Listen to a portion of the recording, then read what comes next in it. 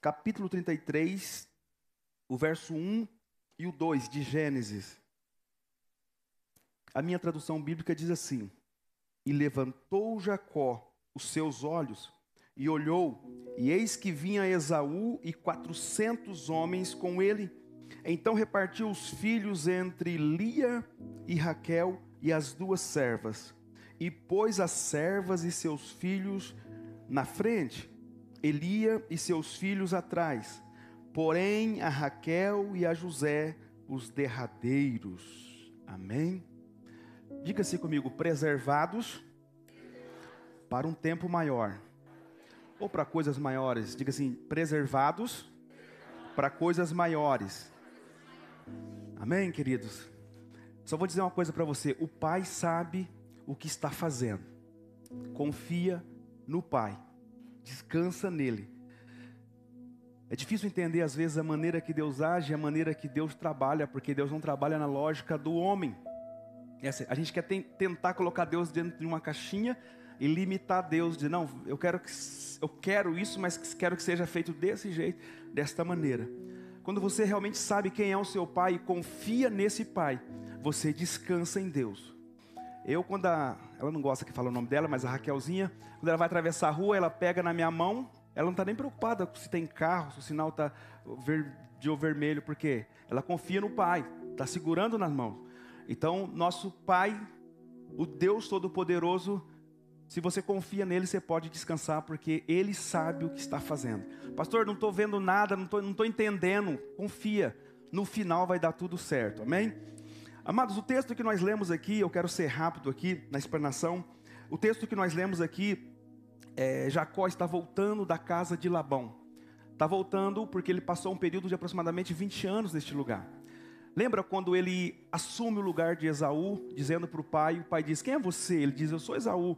E o pai, então, Isaac, abençoa a vida de Jacó. E a última palavra que Jacó recebe do seu irmão Esaú, e acusado de ter roubado a bênção, é essa: assim que papai morrer, eu te mato. Essa foi a palavra. Quando Rebeca, a mãe de Jacó, ouve isso, ela conversa com Isaac e diz: vamos mandar o nosso filho embora. Vamos mandar o nosso filho para um lugar distante, porque se ficar aqui, vai ser um tempo de morte. E a Bíblia diz que eles mandam Jacó para Padã Arã, para a casa de Labão, o irmão de Rebeca. Aí você vai ver que no meio do caminho Jacó vai ter um sonho, uma escada, anjo subindo e anjo descendo, Deus falando com ele.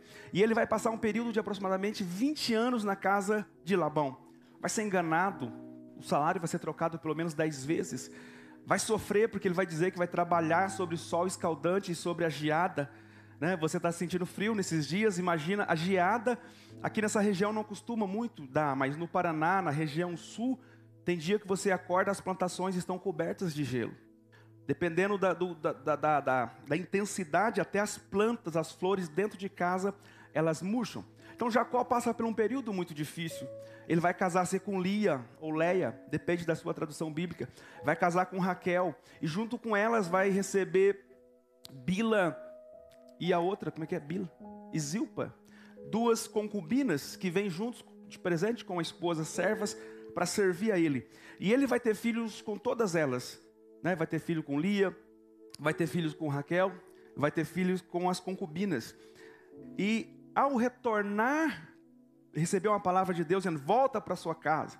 Como que é bom você voltar para um lugar debaixo de uma palavra de Deus. Veja que Jacó sofreu por 20 anos, mas nunca voltou, porque não tinha uma direção de Deus para voltar. Mas o dia que ele resolve, que ele ouve a voz de Deus, diz volta, então ele obedece a voz e volta. Ali José ainda era pequeno, José fruto de um milagre, Raquel estéril, não podia gerar. José ainda era um menino pequeno. A mãe ainda estava viva, Raquel, e Benjamim ainda não havia nascido, vai nascer um pouco à frente, né, Benjamim? Vai nascer um pouco mais à frente. Boaz já tinha nascido, mas o Benjamim ainda não tinha nascido. Vai nascer um pouco mais à frente. Ele não vai participar dessa situação. Depois que Labão vai atrás de Jacó, tenta fazê-lo voltar, o anjo vem, intercede, Deus não permite que sejam tocados, Jacó continua a caminhada. E quando vem a notícia de que o seu irmão Esaú estava vindo para encontrar com ele e com mais 400 homens. A Bíblia diz que ele vai mandando presentes para aplacar a ira, porque Provérbios diz, né, que o presente tem o poder de aplacar a ira de alguém. Pega a dica aí, os esposos aí, o presente tem o poder de aplacar a ira de alguém. Então Jacó, ligeiro, vai enviando presentes, animais e mais animais. Ele diz, olha, diga que eu estou enviando presente. Quando ele percebe, Simone, que Esaú está próximo dele com os 400 homens, ele toma uma atitude. Olha o que ele vai fazer. Ele pega as servas Lia e Zilpa e colocam na frente com seus filhos. Depois ele pega Lia com seus filhos e coloca atrás das servas. E a Bíblia diz que ele vai pegar Raquel e José e vai colocar no final da fila. Vai colocar por derradeiro, vai colocar por último. Qual que é a intenção do pai? Se Esaú atacar primeiro, vai morrer primeiro as concubinas. Se passar por elas, vai vir Lia. O último a ser atacado seria Raquel e José. Ele temia, porque a última palavra que ele tinha recebido do irmão era uma palavra de morte. Agora ele não vem sozinho, vem com 400 homens. Jacó, ele está com bastante pessoas, mas é filhos, é família, não é um exército preparado para a guerra. Então ele teme que o irmão vai matá-lo e dizimar toda a sua família. Então ele faz essas estratégias de proteção e ele coloca o menino José por último, lá no final da fila. Qual era a intenção do pai? Proteger o filho, guardar o filho, não expor o filho naquele momento. Então o pai coloca ele no final da fila. Claro que depois Esaú vai vir, vai abraçar a paz naquele momento. Deus estava naquele negócio, porque Deus que mandou ele voltar. Quando Deus manda você voltar, irmãos, tem paz no meio do caminho. Deus vai com você, aplanando os caminhos. É duro quando você vai para um lugar sem a direção de Deus. E Jacó está com a direção de Deus. Então Esaú vem, abraça, eles trocam presentes e Esaú continua a história dele. Então Jacó continua a caminhada, José vai crescer e José vai se tornar governador do Egito. E um dia todos os seus irmãos vão se curvar diante dele. Um dia toda a família de Jacó, aproximadamente 70 pessoas, vão vir para a terra de Gósen, o melhor pedaço da terra do Egito, o pedaço mais fértil do Egito, para morarem ali e serem cuidados por aquele menino que estava no final da fila. Por que Deus manda ministrar isso no meu coração? Todas as vezes que Deus me dá uma palavra para pregar para a igreja, eu prego primeiro para mim, porque se não servir para mim, não serve para vocês também. Pastor, o senhor precisa pregar o que o senhor vive. Não, se eu pregar o que eu vivo, vocês estão desviados. Eu preciso viver o que eu prego. Pregar o que Jesus vive e tentar viver o que eu prego. Amém? Amém ou não amém? Então, por que Deus está mandando ministrar essa palavra no meu e no teu coração? Porque tem alguns aqui que estão se sentindo como José, no final da fila. E estão reclamando e dizendo, Deus esqueceu de mim. Deus não está me vendo. Deus e a minha oportunidade. Deus te colocou no final da fila. Mas é para te proteger. O Pai te colocou no final da fila. Mas é para te guardar. Para coisas maiores que virão. Imagina se fosse eu ou você no lugar de José, dizendo, eu quero ver o que está acontecendo lá na frente. Eu estou vendo que meus irmãos estão todos na minha frente, e papai me coloca aqui no final da fila, e aqui no final da fila eu não consigo ver, eu não consigo enxergar o que está acontecendo lá. Era necessário ele enxergar o que estava acontecendo ali naquele momento? Precisava dele participar daquele momento? Até porque o pai temia pela vida dele.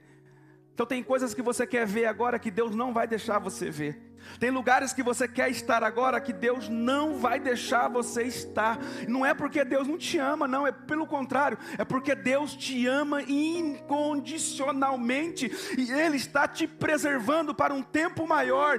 Porque você vai ver que lá quem estava no final da fila, no final da história vai estar em primeiro. Quem olha para trás vê o menino lá no fim, escondido lá atrás. Foi o último a se apresentar diante de Esaú. Mas lá no final da história você vai ver José sentado no trono, governando, e toda a sua família se curvando diante dele. Você está no final, querido, mas não acabou a história ainda. Não acabou o período, Deus ainda não colocou um ponto final na minha e na sua história. Eu sei que é difícil às vezes ficar escondido. Eu sei que às vezes é difícil ficar no final da fila. Eu sei que às vezes é difícil passar por quem diga eu, passar por um tempo de anonimato, onde ninguém te reconhece, onde ninguém te vê, onde você fala: Deus, eu tenho algo do Senhor para mostrar, eu preciso aparecer, eu preciso que me vejam. E aí o Pai está dizendo: fica quietinho aí no final da fila, porque eu estou te preservando, eu estou te guardando. O Pai sabe o que está fazendo. Jacó sabia o que estava fazendo, ele estava preservando aquele menino. E você vai ver que Jacó sabia o que estava fazendo, porque alguém podia olhar e dizer: o papai está protegendo o José. Irmãos, você precisa proteger o que é precioso. Jacó não estava errado, sabe por quê? Porque lá na frente Deus vai mostrar que José era realmente o escolhido que ia fazer a diferença num tempo de crise. Não tenha pressa de aparecer, querido. Mais importante do que aparecer é aparecer na hora certa, é aparecer no momento certo, é aparecer no momento de Deus. Não adianta, eu posso ter milhares, eu não sou contra, estou até trabalhando isso nas minhas redes sociais, o Denis está me ajudando nas minhas redes sociais. Eu não sou contra ter milhares de seguidores na internet. Eu quero alcançar mais pessoas via internet, mas não é isso que vai determinar o teu futuro. Se Deus não quiser te apresentar, ninguém vai te conhecer. Davi estava escondido atrás das malhadas. Davi estava escondido. Era um serviço muito difícil de se fazer, e um serviço desconsiderável, que eram as mulheres que faziam. Aí o pai coloca ele para fazer, e com muito amor e carinho, ele cuidava daquelas poucas ovelhas, como seu irmão Eliabe vai falar para ele. Aí quem olha e diz: está esquecido. Está no final da fila, nem para o culto Samuel chamou ele. Mas chegou uma hora que Deus disse: agora eu vou apresentar o meu escolhido, um homem segundo o meu coração. Fica no lugar que Deus te colocou. Não saia desse lugar de esconderijo. Deus está te guardando. Queridos, o que tem pela frente são coisas perigosas. São lutas com pessoas, armas espirituais contra a minha vida e contra a tua vida. Você não pode ser colocado agora na frente da batalha, porque você não está preparado para isso. José naquela época não tinha idade para estar na frente, não tinha estrutura para correr, para fugir, para escapar. Ele precisava dessa proteção do pai e da mãe que ficou com ele. Você deve ter visto muitas pessoas que apareceram hoje, daqui a um mês sumiram, desapareceram. Querido, se é de Deus, vai permanecer. Fica tranquilo que, pastor, irmãos, na hora certa Deus te pega e te levanta e não tem quem te pare. Não tem quem, se Deus quiser te esconder, não tem quem vai te achar.